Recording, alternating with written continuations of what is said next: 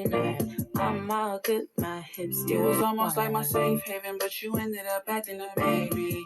Barely together, even you always play. Yo, it's your girl Jay. Welcome to all those that are new to my channel. Welcome back to all those that have checked out my channel before. So today, guys, I'm going to do a track by track album review for Baby Keem's new album Casino, and we're just going to get into his bio so you know a little bit about him if you're not already familiar.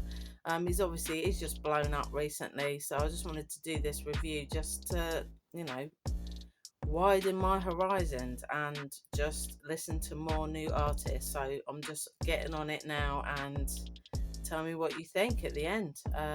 Put some comments down below and tell me if you've got onto this album, if you're a fan of Baby Keem, what you think of him.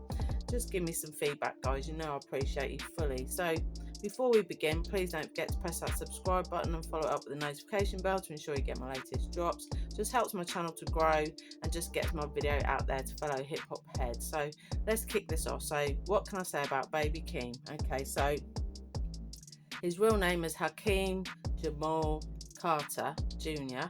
He's an acclaimed rapper, producer, and songwriter from Las Vegas.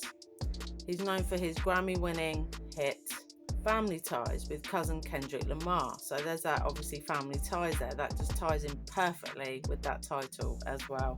No pun intended. So he rose to fame with his 2019 hit Orange Soda, so that's where he first sort of became very prominent. He recently released his sophomore album Casino. He's known for his distinctive flow, often alternating between high energy production and introspective lyrics. His debut studio album was called The Melodic Blue, and that dropped in 2021, and a lot of people know him off the basis of that album. So this album, Casino, it features tracks like No Security and collabs with his cousin Kendrick. He's signed to Kendrick's PG Lang and Columbia Records. He also contributed to Black Panther, the album, and Beyonce's Lion King, The Gift. He won a Grammy Award for Best Rap Performance with Family Ties, which is dope. And as of February 2026, he is considered a prominent figure in modern hip-hop with his recent return to personal music. Let's get into this track by track and just sort of give you a breakdown of the album overall. So number one, first track, No Security, a terse, punchy opener. It feels like Keem is checking in with himself, confident yet cautious. He raps over honeyed samples and rattling percussion, setting up the album's push and pull between bravado and vulnerability. It's a bold curtain raiser for what comes next. So number two is Casino. The title track pushes Keem's Vegas metaphor hard, folding gambling imagery into personal reflection. The production throws heavy synths and shifting rhythms behind him, capturing his struggle with risk, reward, and reality in a way that feels cinematic, if slightly over-ambitious. Number three is Birds and the Bees. Here Keem trades grit for melody. A pitched up feast samples gives sweet swagger to a horny, light-hearted groove, balancing the album's heavier topics with effortless romantic energy.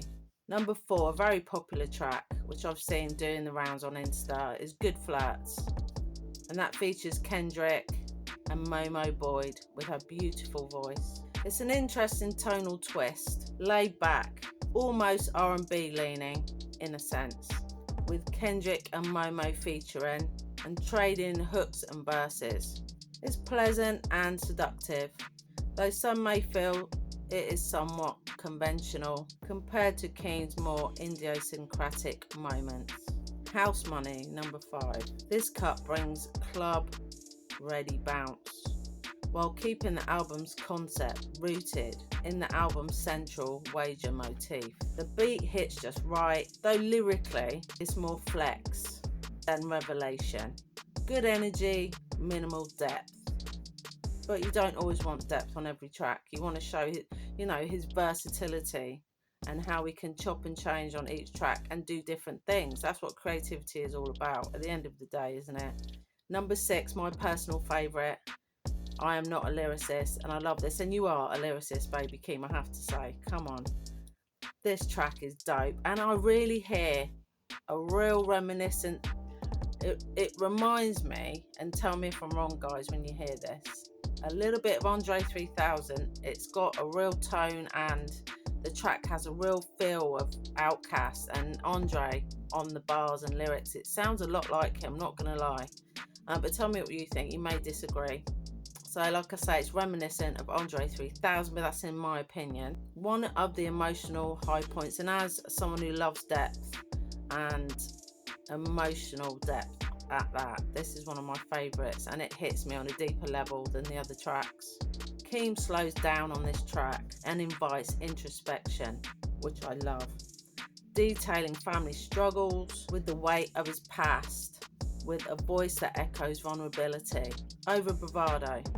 It's personal and restrained in all the right ways, in my opinion. Number 7, Sex Appeal, featuring Too Short. And I quite like Too Short. I have featured him on this channel before. I quite like him. So it's a fun, steamy detour. Too Short's presence pays homage to Bay Area roots. Big up. I was brought up in the Bay Area, West Coast. And the beat lets Keem lean into more playful, carefree bars. It's not heavy subject matter, but it's infectious. Number 8, Highway 95 Part 2. A nod to that road between Long Beach and Vegas. This one embraces nostalgia, regret with a laid-back beat and reflective flow. Keem's delivery on this is hypnotic, maybe too simple for some, but effective as narrative glue, and I love that. I do like that track, I'm not even gonna lie. I like all the tracks for different reasons. There's something for everyone on this album. Whatever style you prefer, it seems to be all on here. You know, it's a bit for everybody. You know, for everyone, lyricists, people that just like party tracks. You know, it's something for everyone on here. Number 9, Circus Circus Freestyle. Arguably the album's most kinetic moment. Glitchy production and rapid flow switches keep you on your toes. While it lacks a conventional chorus, the energy surge and creativity make it one of the album's standouts. 10, Dramatic Girl, featuring Shay Ikru. Absolutely dope. A smoother atmospheric change of pace. Keem's melodic instincts shine here, and Shay Ikru's vocals with an emotional warmth which complements the record's growing introspection. Number 11, No Blame. A succinct closer that echoes back to the album's thematic roots, acceptance, reflection, and moving forward. It's a quiet ending that almost feels like a sigh after a gamble he just laid bare. So I'll give you my rating. Overall, I feel like I'll give this a 7 out of 10. You may disagree with that, but it's just based on my personal taste and what I rate about different artists. And it's just, even though I do love this album, I'm not gonna lie, the more I hear it, the more I like it as well. And there's some tracks, like I say, that really stand out. I'm not a lyricist.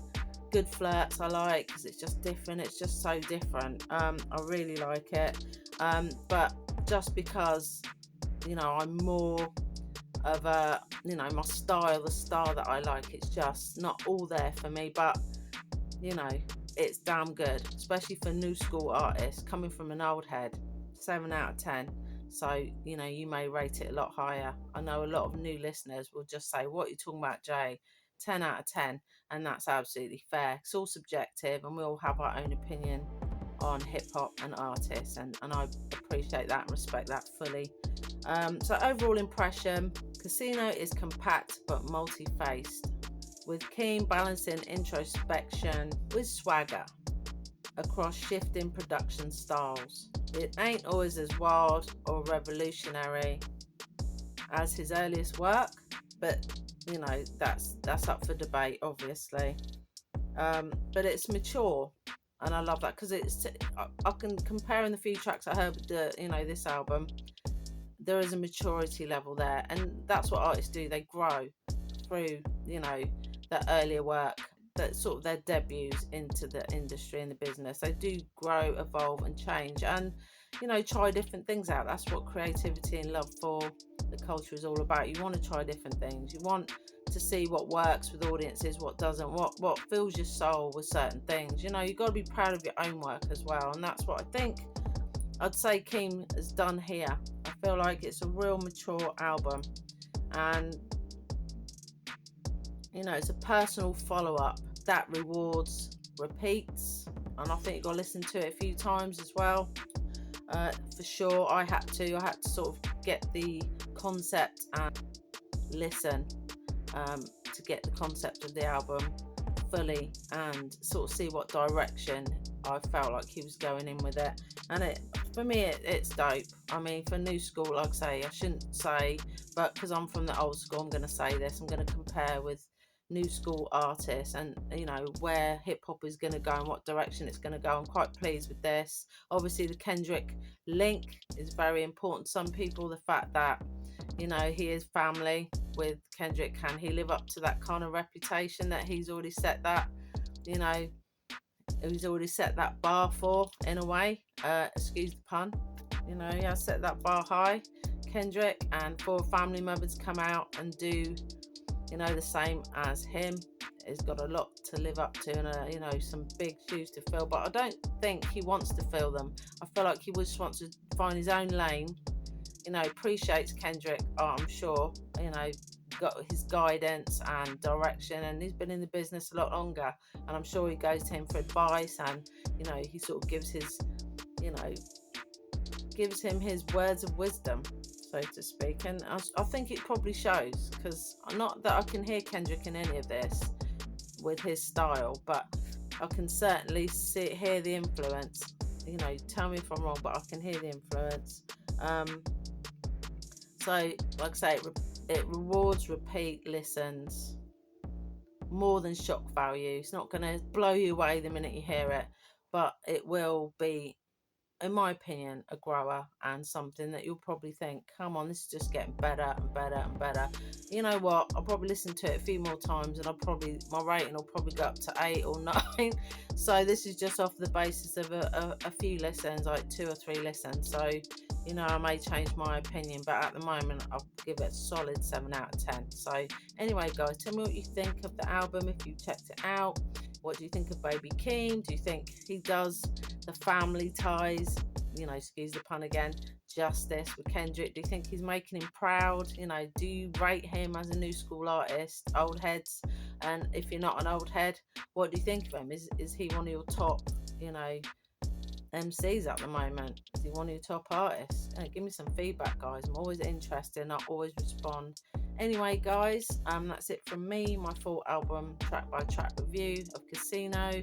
And you know, wherever you are in the world, whatever time zone you're in, I hope you're having a good one, and I've got nothing more to say but peace. I am not a lyricist, couldn't move mountains, so I aim for the pyramids. Speaking from experience, I would tell my favorite girl, please take me serious.